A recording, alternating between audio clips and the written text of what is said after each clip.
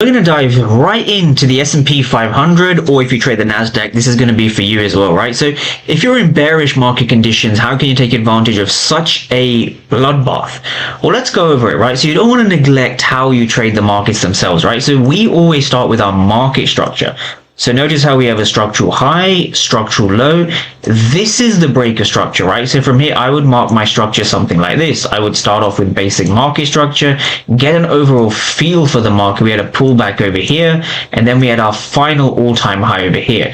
This was our breaker structure, right? So the first thing to understand is you must be dealing with the basics, right? So we've had a shift in the market structure resting over here in this region, right? So price is now broken to the downside over here, right? So price has given us, oh, sorry for that. Price has given us a break over here.